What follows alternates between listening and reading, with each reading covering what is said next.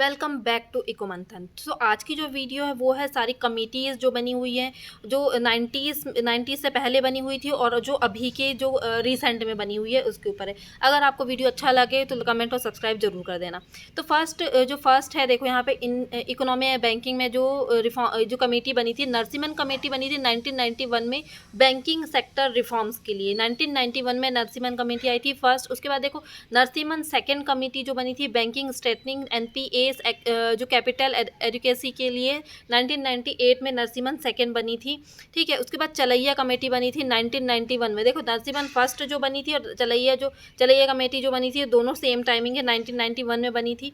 जो tax reforms के लिए था, कौन सी चलैया कमेटी, मतलब कि कर सुधार के लिए 1991 में चलैया कमेटी बनाई गई थी। ठीक है, उसके बाद है विजय केलकर कमेटी 2002 में बनाई गई थी। Vijay Kelkar committee direct and indirect tax reforms के लिए होता है। देखो डायरेक्ट टैक्स और इनडायरेक्ट टैक्स की थी और कमेटी बनाए थे। अच्छा, आप कमेंट करके जरूर बताना कि डायरेक्ट जो कमेटी है किसने बनाया था, इनडायरेक्ट कमेटी किसके द्वारा है। तो डायरेक्ट और इनडायरेक्ट जो टैक्स रिफॉर्म्स है उसके लिए, उसको सुझाव देने के लिए विजय केलकर कमेटी बनी थी यहाँ पे 2002 में।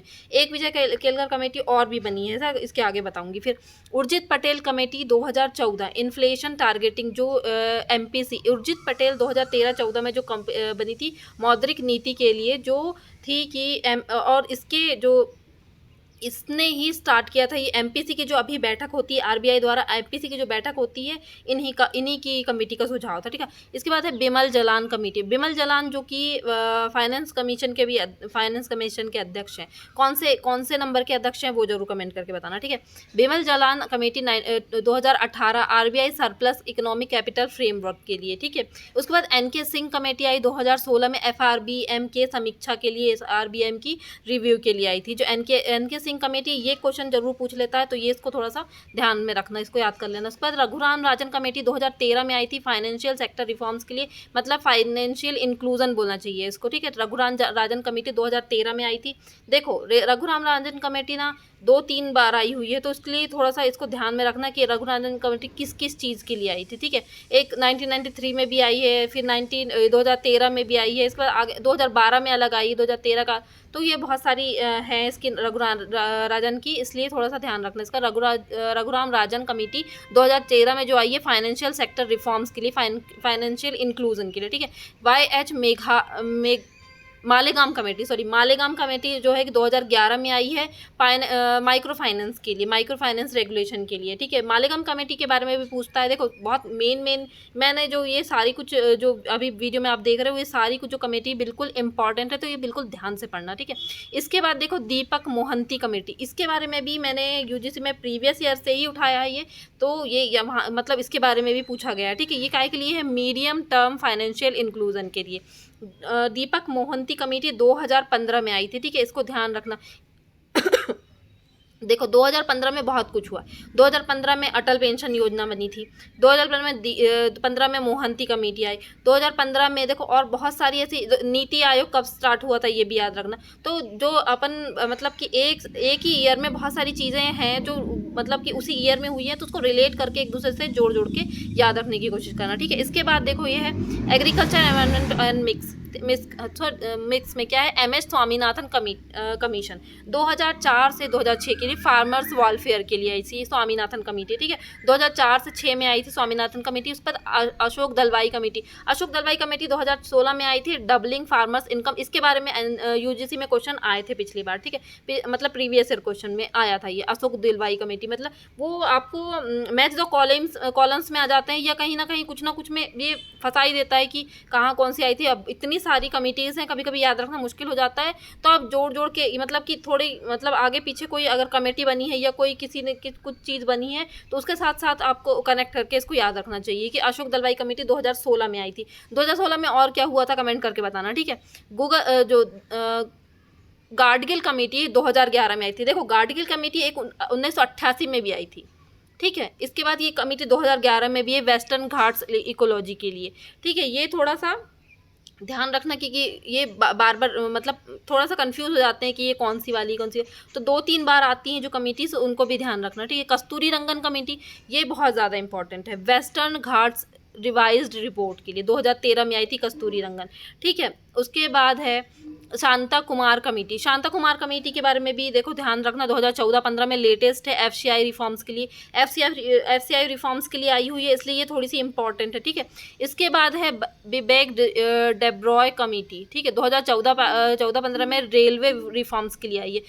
सैम पित्रोदा, देखो सैम पित्रोदा यहाँ 2011 की, सैम पित्रोदा क्या 2005 में भी एनकेसी बना है, सैम पित्रोदा जिसके अध्यक्ष थे, ठीक है, इसके बारे में पता रहना चाहिए। और सैम पित्रोदा के बारे में पेपर 1 में भी आ रहा है, पेपर 2 में भी आ रहा है, दोनों तरफ आ रहे हैं, क्योंकि ये बैंकिंग सेक्टर है। मनी एंड बैंकिंग पेपर 2 में भी है, जो मनी एंड बैंकिंग का जो थोड़ा सा पोर्शन है वो पेपर 1 में भी है, तो दोनों में मिक्स अप रहेगा, इसलिए दोनों को मतलब कि कंबाइन करके आपको ये है कि दोनों में काम आ जाएगा, इसलिए आपके दोनों पेपर के लिए इंपॉर्टेंट है, ठीक है।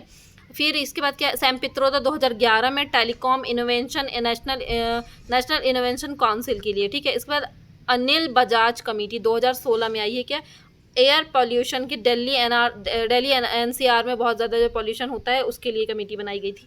फिर पार्थसारथी सोम, पिछले साल या 1 साल या 2 साल पहले ही पार्थसारथी सोम के बारे में मैंने पढ़ा था, तो ये कमेटी 2012 में बनी थी GAR टैक्सेशन के लिए, ठीक है, गार टैक्सेशन के लिए, GAR गार भी बोल सकते हो आप, जार गार जो भी बोलना होगा, तो GAR टैक्सेशन पार्थसारथी सोम ने बनाया था 2012 में। उसके बाद उदय कोटक कमेटी, ये देखो नई है, 2017 में बनी थी, कॉर्पोरेट गवर्नेंस के लिए, सेबी के लिए थे, ठीक है, कॉर्पोरेट गवर्नेंस SEBI सेबी के लिए से, ठीक है। तो ये बहुत ज़्यादा इंपॉर्टेंट है, क्योंकि ये 2017 में बनाई, बिल्कुल लेटेस्ट है ये, और इसके बारे में कहीं ना कहीं से पूछ सकते हैं, क्योंकि ये सेबी से कनेक्टेड है, ठीक है। तो ये सेबी से कनेक्टेड है, तो ये पेपर 2 के लिए भी इंपॉर्टेंट है, ये पेपर 1 के लिए भी इंपॉर्टेंट हो गया, ठीक है। उदय कोटक कमेटी 2017, इसको याद रखना, ठीक है। इसके बाद देखो, उसके बाद है सरकारीय कमेटी, ये पिछली बार आया था, सरकारीय कमेटी के प्रीवियस ईयर में आया हुआ क्वेश्चन है। सरकारीय कमेटी 1983 में आया था। Suggested creation of inter state council, emphasize cooperative federalism के लिए, ठीक है। इसके बाद देखो मंडल कमीशन 1979 में, ये क्या है, recommendation 27 reserve for OBCs, estimate OBC population at 52%, use है इसका social economic and educational criteria, ठीक है। इसके बाद देखो pre independence education commission in India, ये तो बहुत ज़्यादा इंपॉर्टेंट है, बहुत ज़्यादा इंपॉर्टेंट है, क्योंकि इससे तो क्वेश्चन बनने कहीं से भी ये क्वेश्चन आएंगे ही, ठीक है। इसके बाद देखो यहाँ पे क्या क्या है, चार्टर एक्ट कब आया था, 1813 में, ये पेपर में आया हुआ क्वेश्चन है, तो ये इसको मतलब कि याद रखना बहुत ज़रूरी है। मैकाले मिनट के बारे में क्वेश्चन आते ही रहे हैं। मैकाले मिनट कब आया था, 1835 में आया था। वुड डिस्पैच के बारे में तो आपको पता ही होगा कि 1835 में आया हुआ है। उसके बाद हंटर कमीशन 1882 में आया है, ये भी सबको पता होगा। फिर उसके बाद रिले कमीशन है 1902 में, देखो 1902 में आया रिले कमीशन, इसके बारे में भी पता होना चाहिए, क्योंकि इसके बारे में क्वेश्चन आते ही रहते हैं। इंडियन यूनिवर्सिटी एक्ट कब आया था, 1904 में आया था, ठीक है। उसके बाद आया था इंडियन यूनिवर्सिटी एक्ट, 1904 में आ गया था government revolution on education policy, तो 1913 में आया था government resolution on education policy. उसके बाद आया था सेंट्रल कमीशन कलकत्ता यूनिवर्सिटी के लिए, सबको पता है कलकत्ता यूनिवर्सिटी के लिए 1917 में आई थी एजुकेशन कमीशन, ठीक है।